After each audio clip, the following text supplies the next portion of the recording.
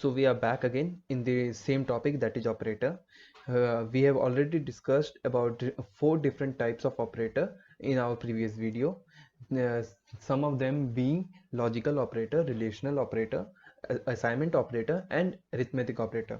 Today we will be discussing two more types of operator. First one is increment and decrement operator, and second one being the conditional operator. Increment and decrement operator is used is used in the looping conditions very much, and the conditional operator is used in place of if else very much.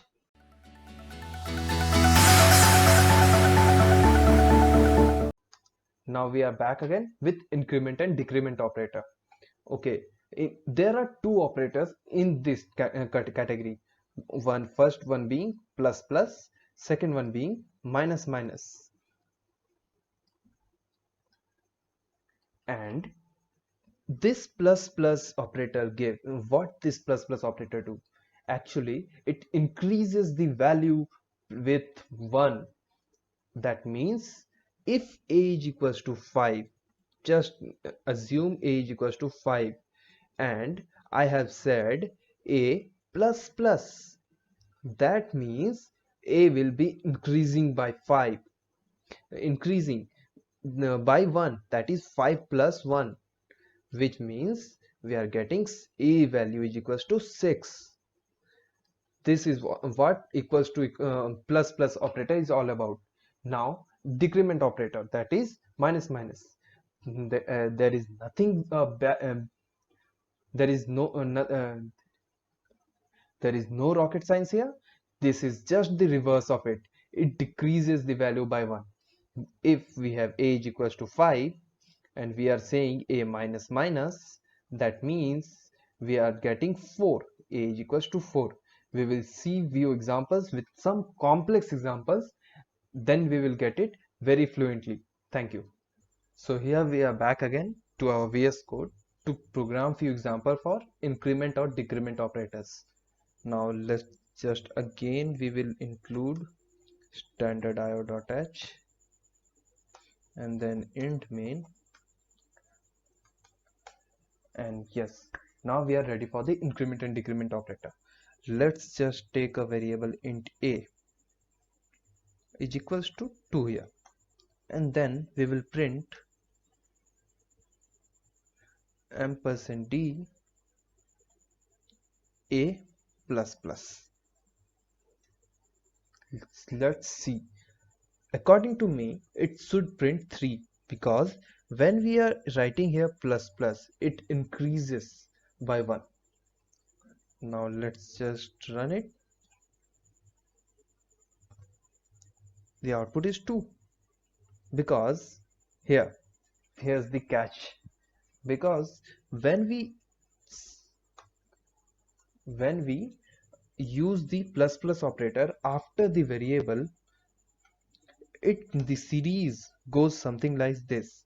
First of all it is 2, then plus plus, that is 3, then plus plus, that is 4, that plus plus, that is 5, and goes on.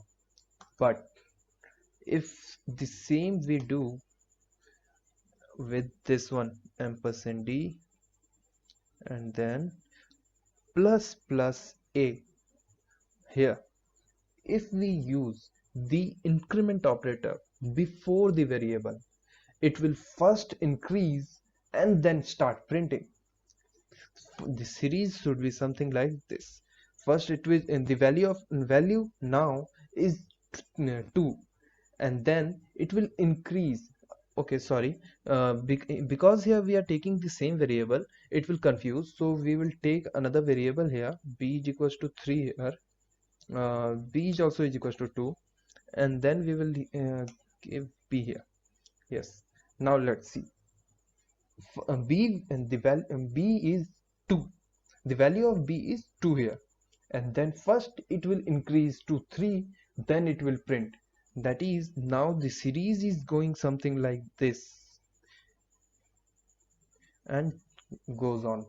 Let's just print it. Let's apply backslash n to understand it very good, and here 2 and 3 here. Be again, if we will again print this one, what will be happening? Let's see this. Yes, now let's just print it again. F6, you see 2, 3 and 3. Yes, that's the catch. What I have said, in this one the value it's print true, but the value of a changes to 3. Now in the next line, it prints 3, but the value is changes to 4. It's going something like that. If we will print here, the same thing we will print here 5 times.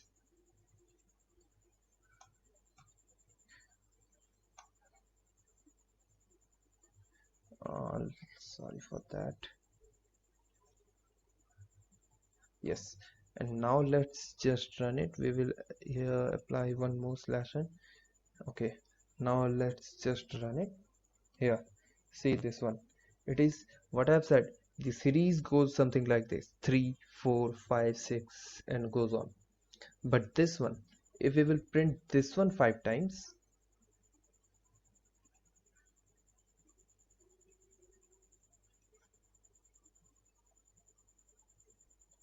the series goes something like this.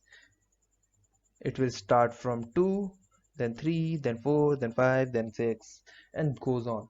But here it starts from 3, then 4, then 5, then 6, and goes on.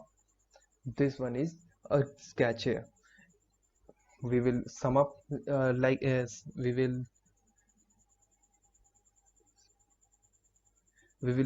conclude the increment operator by, if the increment operator is after the variable, we are repeating here, if the increment operator is after the variable, then the value is printed first and then it is increased. The value is printed first and then it is increased. But if the increment operator is before the variable, the value is incremented and then it is printed. The value is first incremented and then it is printed. You see here, this is afterwards. The series goes from 2 to 5, 6, 7, 8, etc. It's plus plus here. The value starts from 3. See, watch the video twice if you didn't understand that. And now we will understand the minus minus operator or the decrement operator. Let's just change the value to 10 10. Sorry for that. Yes, and then let's just change the operator to minus minus.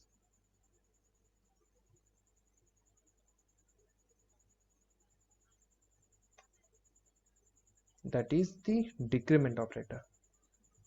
And then here also same we will do.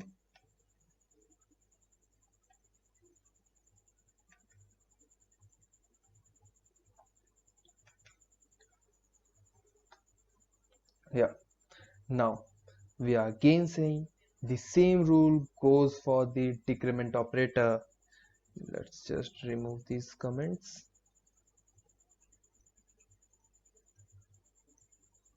The same rule goes for the decrement operator.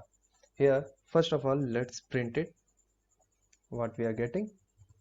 Yes, here see, if the decrement operator is after the variable is printed first and then it is decremented. See here, it starts from 10, then 9, then 8, then 6, it goes on like this: 10, then 9, then 8, then 7, and it goes on. But if the decrement operator is before the variable like this, then the value is decremented first and then it is printed. Here the values goes something like this: 9, 8, 7, 6, comma 5, and goes on. We are repeating it again because this one is very important in the looping purpose. Now just remember it. If the operator it is after the variable, example a plus plus or a minus minus, the value, the operation will be conducted after the printing purpose. And if the operator is before the variable, the operation is done first and then it is printed. Okay, we are done with increment and decrement operator. So we are back again with our presentation, and now we will cover the topic that is the conditional operator. So what is this conditional operator?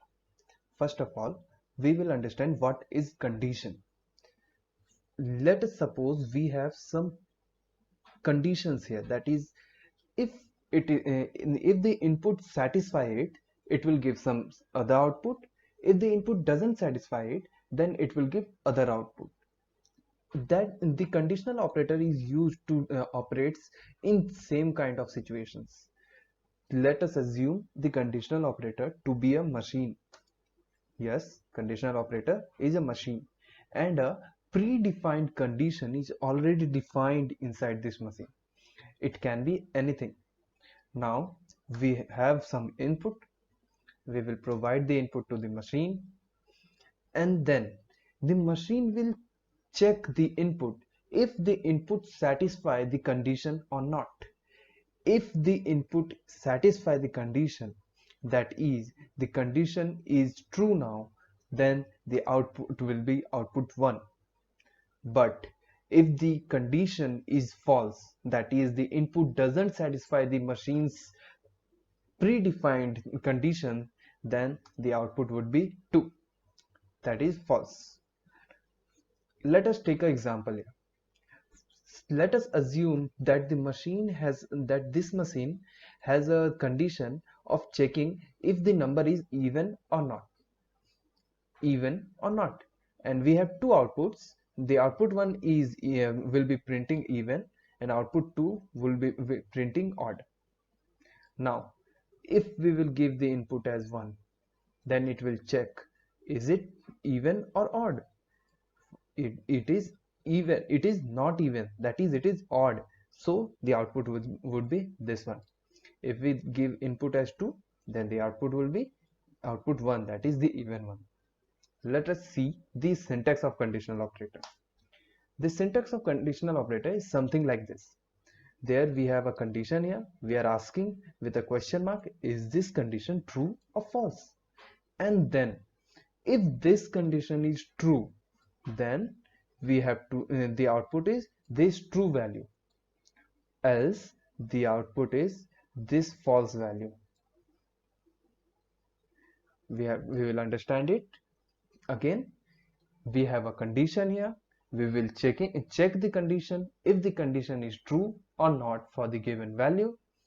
If the condition satisfy the input, or if the input satisfy the condition, then then we are getting the true value, else we will get the false value. I know this is not enough. We will understand the conditional operator much more better if we practice some examples. So let's just move to VS Code.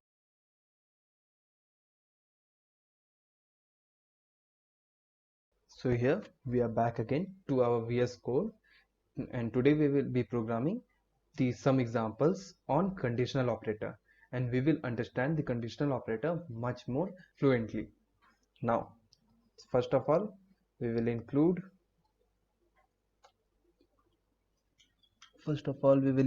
standard io.h, and then we will write int main. Yes. Now first of all, we will take a variable here.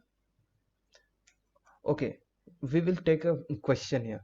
Let's make a program wrap to check a number is even or odd.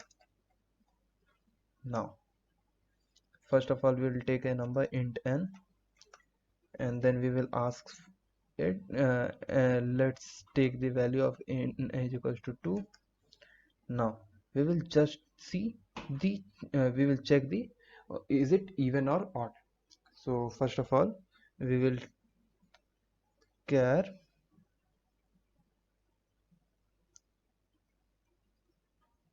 okay, no, not char, we will print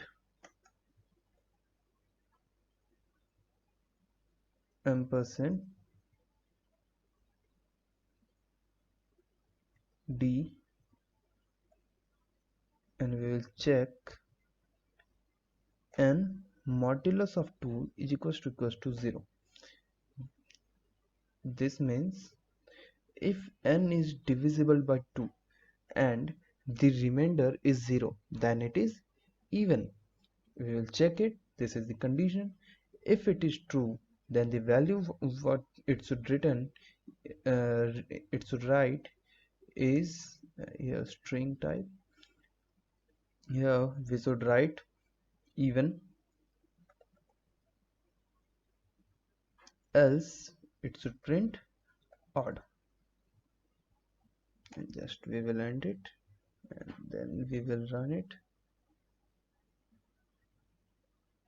Here it says an error. Yes, this one more bracket here. Okay, now we will run it. It's compiled, and now you see here it is even. That is because n the value of n is 2 and 2 is even. Let's just change the value of 2 here. We will write 2354. Let's see it's even or odd. Then we will run it and it's obviously even here. And now let's just make it odd. Yes, this number is odd. Now let's just run it and yes, here odd here. So you can see this is how the conditional operator works. Now let's make one more program here. If the number is divisible, if the year is leap year or not. Web to check leap year. Sorry for that, leap year. Now let's just take a variable n. This one be not n. We will take a variable year, and year is equals to, let's take 2020, and then we will print the value. It will be a string type, because what is string? String is a group of character that are interconnected. In general words, the words that we use, like our names, like any words and sentences with spaces, these are strings. So, and then we will check the conditional operator here. First of all, for the leap year, the value must be divisible by 4. That is modulus 4 is equals to 0. Else, here the catch, or year must be divisible by 4, must be divisible by 100.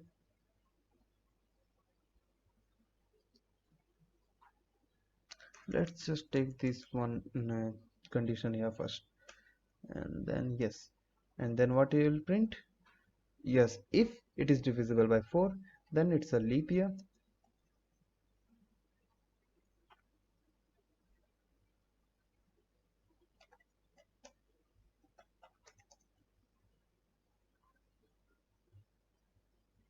Leap year. Else it will print, sorry, it's not a leap year. And then we will end the here, and then if we will run it, what will we see the output? 2020 is a leap year. Yeah, why? Because 2020 is divisible by 4. So I think you have got the idea of conditional operator. We will see few examples, few more examples afterwards in a separate programming video. And for now, let's just move to the next topic. Thank you.